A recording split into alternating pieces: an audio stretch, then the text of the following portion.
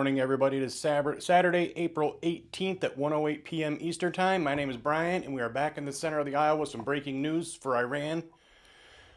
OSIN Technical states that there are vessels being reported multiple attacks in the Strait of Hormuz this morning as Iran attempts to close the Strait of Hormuz again. One ship was hit by an unknown projectile, and a tanker was attacked and fired upon by the IRGC gunboats. Now, this isn't ships. These are those little fast boats that they have. We've eliminated a lot of them, but they still do have some access to some, and that's what they're using to get around and fire at these ships.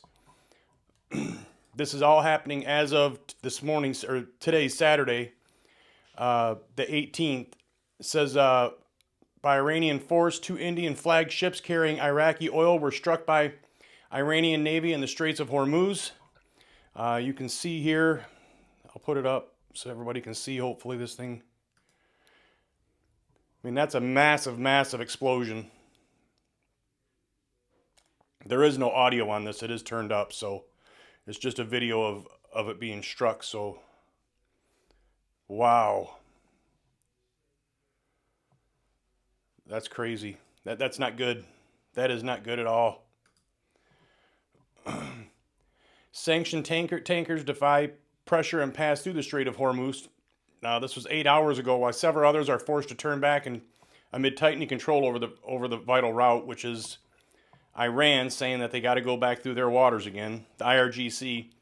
Masa Zufi breaking. Iranian Navy strikes Indian flagged vessels in the Strait of Hormuz. 2 Indian flagged ships, including a massive VLCC supertanker carrying approximately 2 million barrels of Iraqi oil, came under fire from Iranian Revolutionary Guard Corps gunboats in the Strait of Hormuz today. The vessels were forced to turn back westward after reports of gunfire. No injuries have been confirmed on the Indian ships, though the incidents occurred as Iran reimposed restrictions on the vital waterway amid ongoing regional tensions.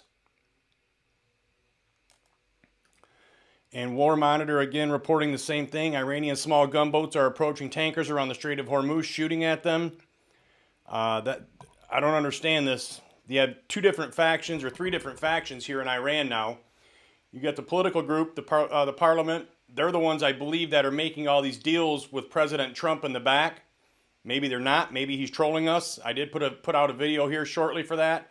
So I'll make sure to flag that at the end of this video so you guys can see it.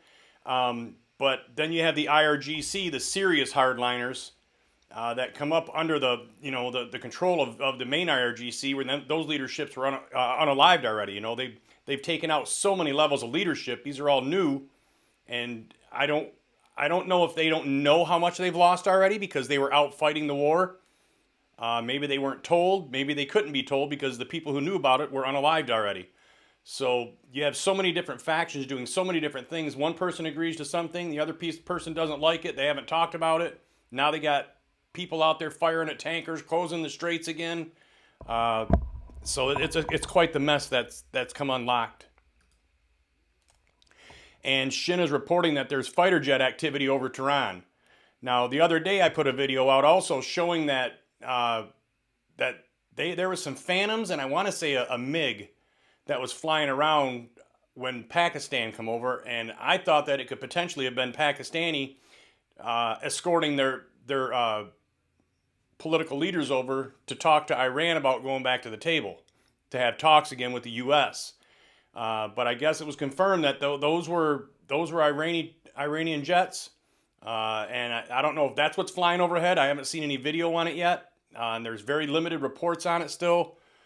I have not heard anything about the U.S. or Israel coming back to open back up fire or bombing on Iran. I don't know that President Trump is going to do that. Maybe it'll take a phone call and they'll calm them back down. At this point, it's all pretty new about what's going on, but that is a violation of the ceasefire. According to Iran, they think that us having the blockade there is a violation of the ceasefire. Well, how can Iran have the blockade there and not allow people to get through other than oil going to China, India, and now not even India, because India, their oil is burning, 2 million barrels of it burning. if they can let their oil through but block everybody else's, isn't that a violation of the ceasefire? Or yet flying they sent a drone, one-way attack drone at our destroyers going through the Straits of Hormuz for mine clearing. Only one, but still, that's a violation.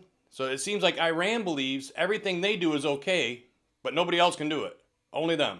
They think they own the Strait of Hormuz because so much of their oil goes through there, and it does, but that doesn't give you the right to own the Straits of Hormuz. That's international shipping water, and it is covered by international law. And they're, according to Secretary Rubio, that they're violating international law. They don't have a right to dictate who comes and goes through that strait. Originally, yesterday, Trump put out that it was open and Iran was helping us remove mines. They couldn't remember where they are at, or they're drifting. So they told us that if we went to the ceasefire, that would be one of the agreements, that they would open back up the Strait of Hormuz. Well, they can't do it. So we had to go in there and do it for them. Well, then they went there helping us. So I don't know if President Trump was just trying to troll us to get oil prices to drop and the market to come back up, which it did some, and the oil prices dropped a little bit.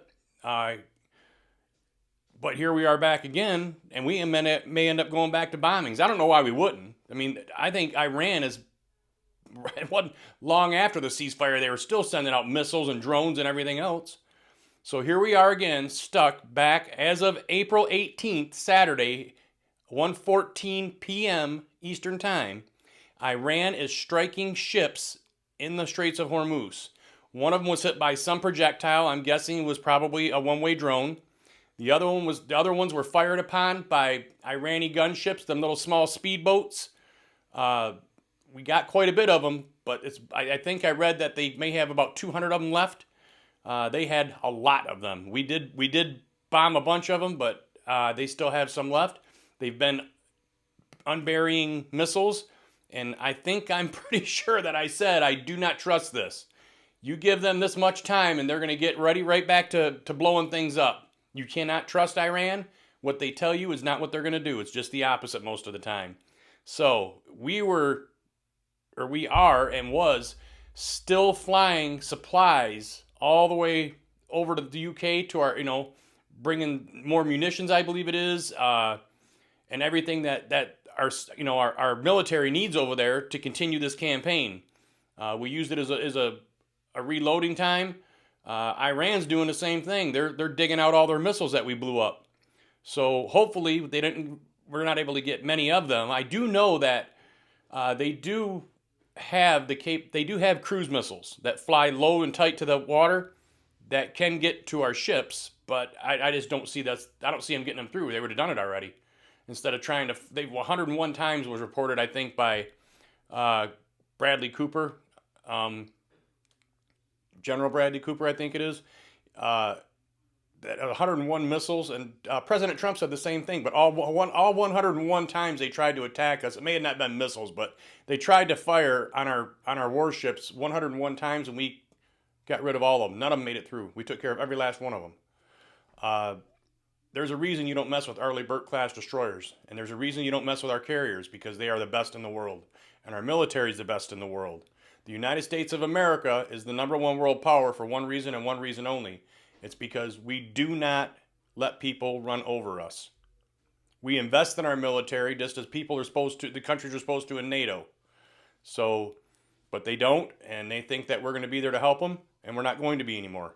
So this is really coming to a head now, and I'm really interested to see what President Trump's going to do. I will be monitoring this all day long, and any new updates, I will be sure and bring them to everybody. So please send some prayers out to our troops. I hope we get back in there and take care of this in short fashion, and get their heads straight so they're thinking straight again. And I just hope this wasn't enough time for Iran to dig out all their missiles and whatever batteries they have left to launch them. So we'll see what happens, and hopefully they don't start firing on our allies again. But I do know that India was not happy about this.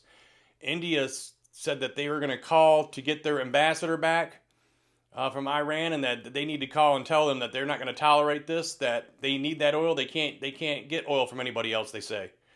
I don't know if they've asked Donald Trump yet, but I'm sure President Trump with some heavy tariffs on it, but you'd give it to them. So anyway, I hope everybody is doing well, and I will be back with any updates. And I am out.